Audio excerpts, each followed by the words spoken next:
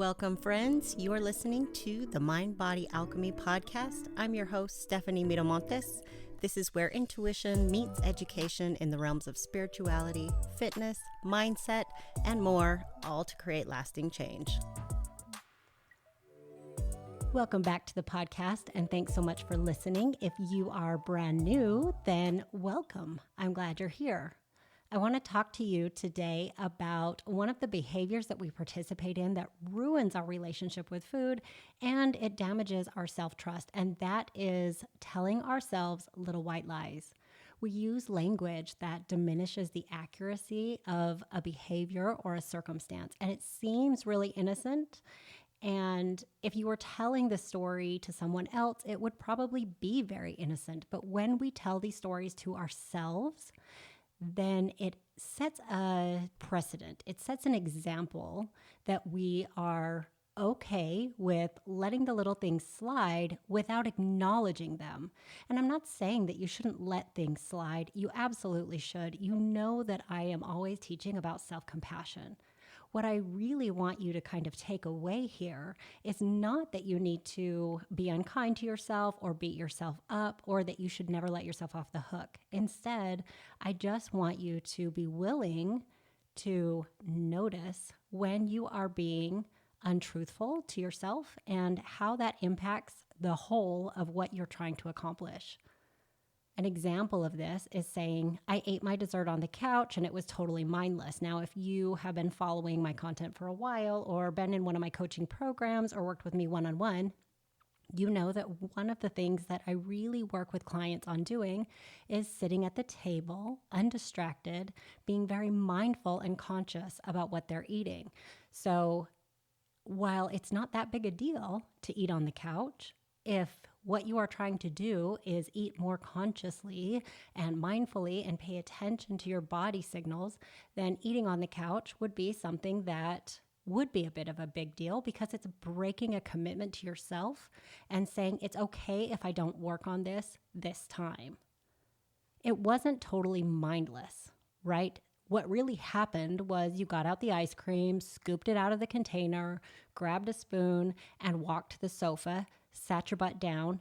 And at that point, if you went mindless, it was a choice. It wasn't a mindless act. It was a decision that you made in full consciousness, and then you dissociated from your consciousness in order to shut down the voice that told you that you were already full and that you could eat more later, or that you are working on this thing called mindfulness. And when we have that little nudge of, hey, you said you were going to do this other thing, it's so tempting and easy to shut that whole thing down in order to break that promise. Another example would be, I felt like I did so good during the week that I deserve to eat this on the weekend. The reason this sneaks in is because you're still trying to diet your way through the process of working on your relationship with food. So you're not eating what you really want during the week, or perhaps you're serving like little portions, tiny things that aren't actually satisfying at all, just to say that you're including the foods that you enjoy, but without the impact that you're afraid the food will have on your body. In other words, if you are trying to improve your relationship with food and trying to give yourself permission to eat all foods, and then during the week, you're just like, well, I'll just have a little tiny bite. And then I'll say that I'm working on my relationship with food. And I'll say that I'm allowing all foods, even though I'm having a very diety portion that almost feels like it can't count. And then that's such a grind.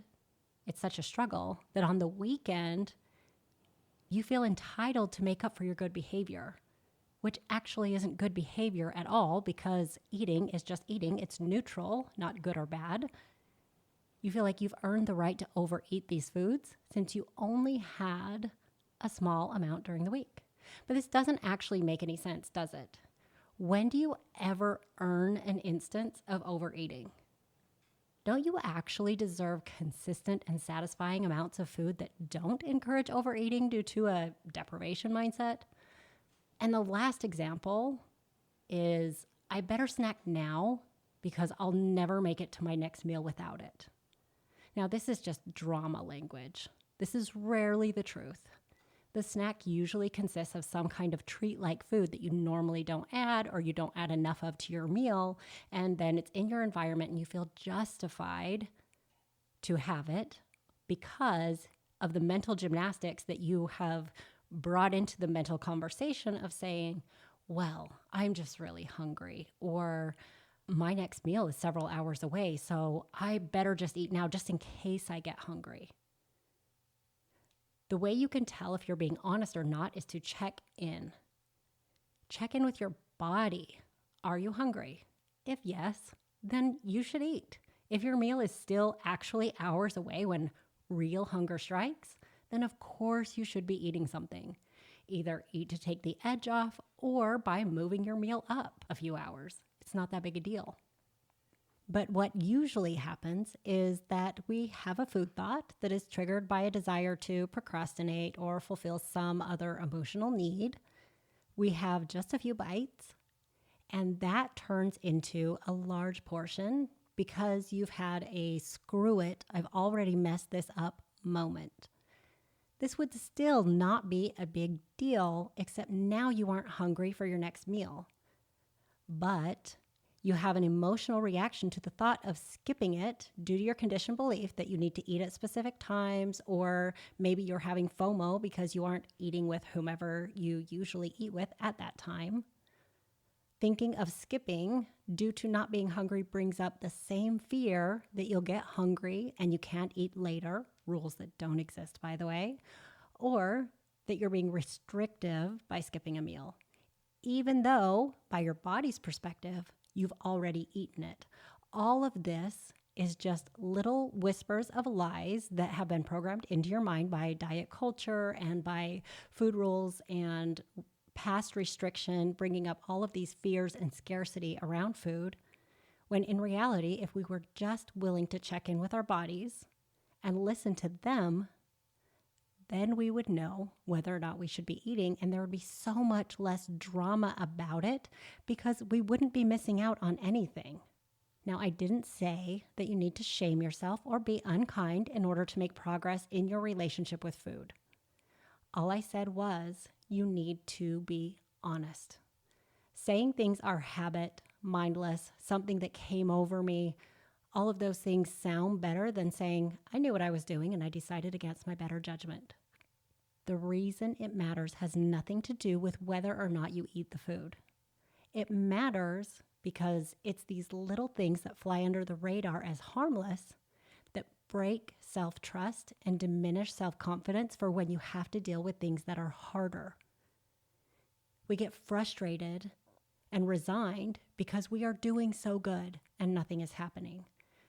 We are working so hard and we're not seeing results. Then we feel like we are broken. So tell yourself the truth always. And then just make a decision about the snack from that place. No judgment, no shame, just very clear choices. That way, if things are not going the way that you want them to go, you know what needs to be worked on.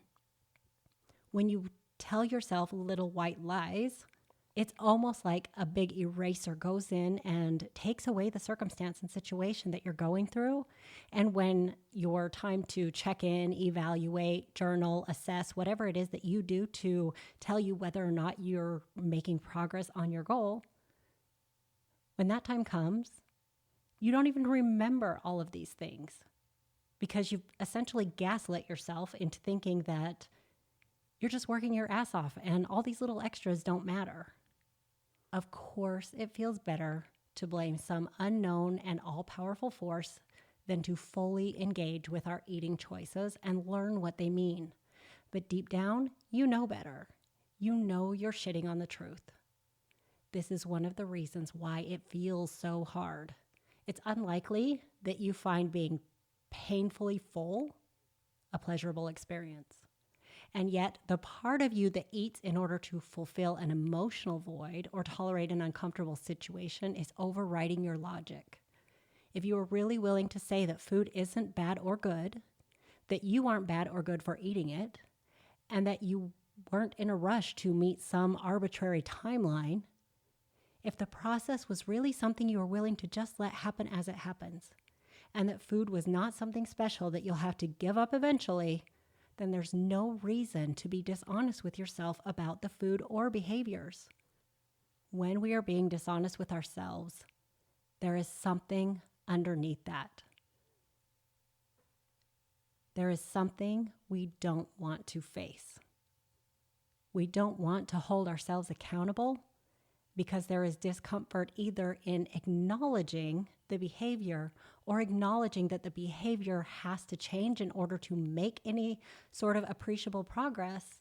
And if the behavior actually has to change and we don't have anything to replace it with, we don't have a new coping skill, we don't have a new way to talk to ourselves or a new belief system, then we feel very empty. We feel a little bit lost, and that can be really scary. But when we tell ourselves these little lies, we never have the opportunity to sit in the discomfort of knowing that something needs our attention, that something needs some extra work and some love from us. So when you're still finding yourself making excuses and acting as if something outside of your control is happening to you, the real issue lies in your emotions, not the food. When you tell yourself that it's okay to do this, you are, in effect, giving yourself permission to avoid the lesson. Just to be clear, it is okay to snack, overeat, or do things outside of the habits that you're trying to create for yourself.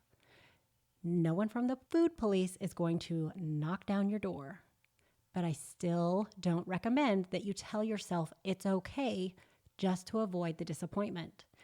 You can be disappointed without making it mean something is broken about you or that you suck or failed. I recommend that instead of saying it's okay and shutting it all down, you tell yourself you're willing to figure it out. If you're willing to say it's okay, then remind yourself that it's okay to be disappointed, not it's okay to lie to yourself. Feeling disappointed is a valid emotion for when you don't do the things that you say you're going to do and that you know would help you get to where you want to go. Disappointed helps us start to examine why the behavior started and why it remains so that we can address it for good. When we bypass this process of feeling our uncomfortable emotion, we shoot ourselves in the foot because we keep excusing the behavior away without figuring out why it keeps on showing up. Without figuring it out, our journey feels much longer and more difficult. It's hard to keep the energy to continue when we're making the same mistake over and over, excusing it away as okay, until the next time, of course, and then wondering why at the end of a year, we still aren't making any headway toward our goals. I'll start tomorrow. Just one bite. It's no big deal. This is the last time. Picking up my toddler's plate isn't eating. Eating out of the pan while cooking is fine. I'll be sitting down to eat soon anyway. I'm still hungry, even though you're not. I shouldn't have this food, so I'll eat it now and then never again. I'll make up for it. And so on. All of these little teeny things that we say over and over to ourselves, starting tomorrow, starting on Monday, this is no big deal, it's just a little, no one will notice, I can't waste food. It goes on and on forever. And all of these things are ways that we bypass the disappointment and discomfort of telling ourselves the truth. Being honest with yourself doesn't require any self-deprecation. In fact, that would hinder the process and distract you from making progress. Often, it's the self-deprecation voice we're actually trying to shut down in the first place. Nobody wants to listen to that shit. Being honest with yourself is the ultimate act of self-love and self-respect. Even if you're unwilling or unable to change your behavior right now, shame-free truth-telling opens your mind to start the process. It begins to let ideas and alternatives in so that you don't remain feeling stuck. So just to recap, it is okay to stumble, make mistakes, and to let yourself off the hook with compassion. What you really want here is to make sure that you're saying that you are okay. You are doing the best you can. And because you are not a problem, you're willing to be honest and present long enough to figure out what is. Only from that place are you able to start making some changes in your life that actually stick. All right, That is all I have for you today. I hope you enjoyed this episode. If you did, please do the cool thing. Leave me a rating and review. It helps so much more than you know. I will make sure to put all my contact information in the show notes. So if you want to screenshot this, share it on social media, tag me on Instagram. I would love to come and say hello. You can always shoot me a message in my email inbox and let me know what you thought of this episode, what you took away, and what you're going to do to put it into action right now. All right. Have a great week. Bye.